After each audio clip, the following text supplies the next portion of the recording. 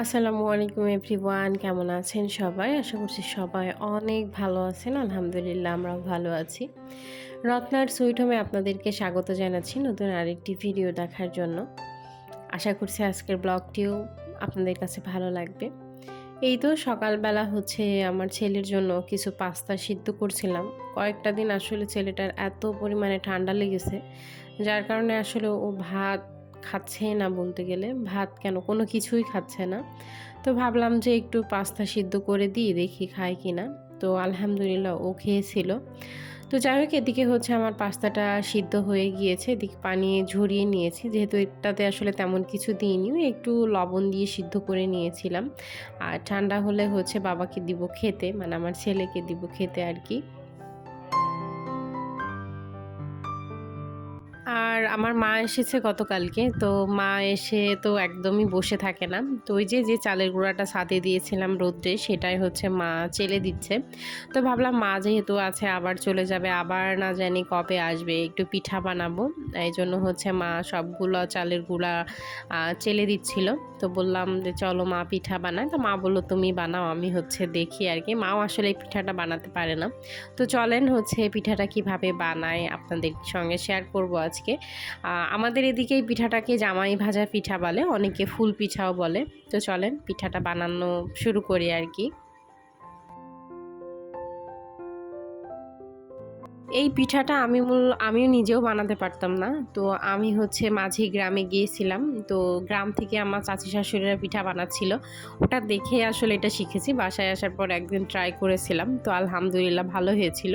আজকে দিয়ে কিন্তু আমি দ্বিতীয় দিন বানাচ্ছি পিঠাটা।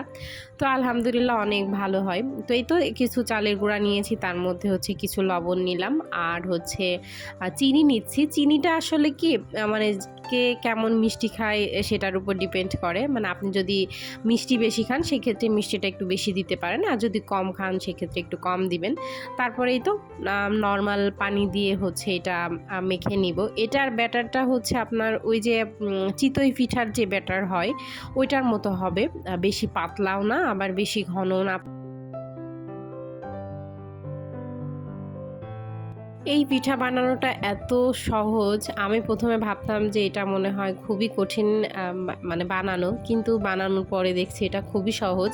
মানে অল্প সময়ের মধ্যে খুবই দ্রুত হয়ে যায় এই পিঠাটা। দেখেছেন এটার ব্যাটারটা কেমন হয়েছে?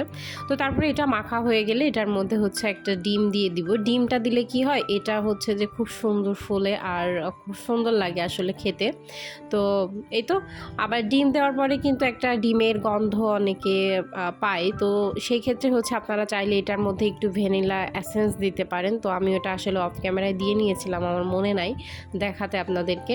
তো তারপরে তো এদিকে আমি চুলায় তেল গরম করতে দিয়েছি। সেই তেলের মধ্যে আপনার এই যে পিঠাটা আসলে বানাবো, ওই পিঠার যে শাঁসটা এটা আমি এই তেলের মধ্যে ডুবিয়ে রাখছি। মানে এই শাঁসটা যদি বেশি গরম না হয়, ঠান্ডা হলে কিন্তু এটার সঙ্গে আসলে আটাটা লাগবে না আর কি।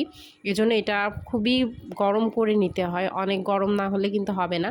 তো এইদিকে আমি তো যে ফুলের শাঁসটা এটা এই ব্যাটারের মধ্যে চুবিয়ে নিচ্ছি, নিয়ে তারপরে তেলের মধ্যে গরম তেলের মধ্যে দিয়ে দিলাম।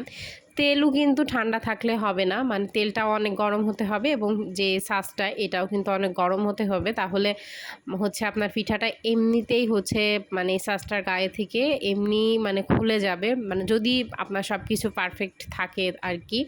আর না হলে কিন্তু হবে না। আর যদি এটার আটার ব্যাটারটা যদি ঘন হয় সেক্ষেত্রে কিন্তু পিঠাটাও অনেক মোটা হয়। মোটা হলে একটু খেতে কেমন লাগে, এটা বেশি মোটা হয় না, একটু অল্প একটু পাতলা পাতলা হবে আর কি। তো যাই হোক, এদিকে এই তো আমার পিঠাটা দেখেন কি সুন্দর যে মাশাল্লাহ মাশাল্লাহ। আমি একটা পিঠা এদিকে ছাড়ছি, তারপরে এই পিঠার শাঁসটা কিন্তু আমি আবারও সেই গরম তেলের মধ্যে চুবিয়ে রাখছি, না হলে কিন্তু তো আপনার ওইটা ঠান্ডা হয়ে গেলে আর পিঠা হবে না। এই তো তারপরে সবগুলো পিঠা আমি একে একে করে ভেজে নিয়েছি। আর দেখেন পিঠাটা কত মুচমুচে হয়েছে। আর ওইদিকে আমার ছেলে তো পিঠা নিয়ে দৌড়, ও এই পিঠাটা খুবই পছন্দ করে মাশাল্লাহ। তো এদিকে দেখেন পিঠাটা কি পরিমাণে মুচমুচে হয়েছে। আপনারা চাইলে কিন্তু বাসায় বানিয়ে নিতে পারেন, খুবই অল্প সময়ে অল্প খরচে পিঠাটা বানানো যায়। তো আজকের মতো বিদায় নিচ্ছি, ভালো থাকবেন সবাই, আসসালামু আলাইকুম।